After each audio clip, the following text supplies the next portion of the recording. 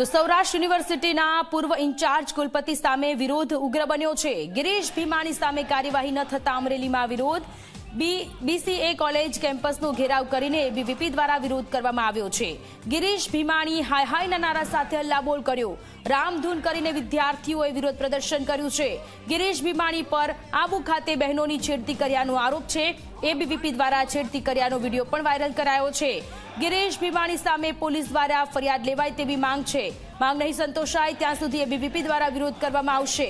મહત્વનું છે કે ગઈકાલે રાજકોટની માતૃ મંદિર કોલેજ ખાતે એનએસયુઆઈએ હલ્લાબોલ કર્યો હતો, જેમાં ગિરીશ ભીમાણીના મોઢા પર સહી લગાવીને રોષ વ્યક્ત કરવામાં આવ્યો હતો। આઈસ્ક્રીમની દુકાને જાય છે અને ત્યાં જઈ અને પોતે આઈસ્ક્રીમ ઓર્ડર કરે છે અને ભાઈ પાછળથી ગિરીશ ભીમાણી જાય છે અને ગિરીશ ભીમાણી જ્યારે પાછળથી જાય છે ત્યારે 5-6 છોકરીઓના ઝુંડામાં પોતાનું મોઢું નાખી અને બહેનોની છેડતીની શરૂઆત કરે છે। પહેલી એક બેનને અડે છે, પછી બીજી બેનને અડે છે, પછી ત્રીજી બેનને અડે છે।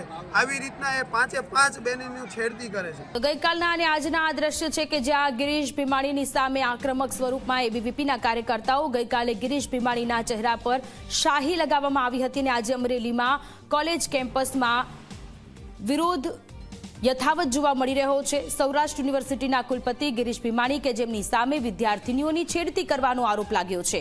આબુમાં વિદ્યાર્થીનીઓની પાછળ ગયા હતા આઈસ્ક્રીમ લેવા માટે વિદ્યાર્થીનીઓની પાછળ અને 5 જેટલી વિદ્યાર્થીનીઓની છેડતી કર્યા હોવાનો આરોપની સાથે એબીવીપીના કાર્યકર્તાઓ આક્રમક સ્વરૂપમાં ગિરીશ ભીમાણીને ગઈકાલે ચહેરા પર સ્યાહી લગાવી હતી અને આજે અમરેલીમાં કોલેજ કેમ્પસમાં તેમનો વિરોધ કરવામાં આવી રહ્યો છે।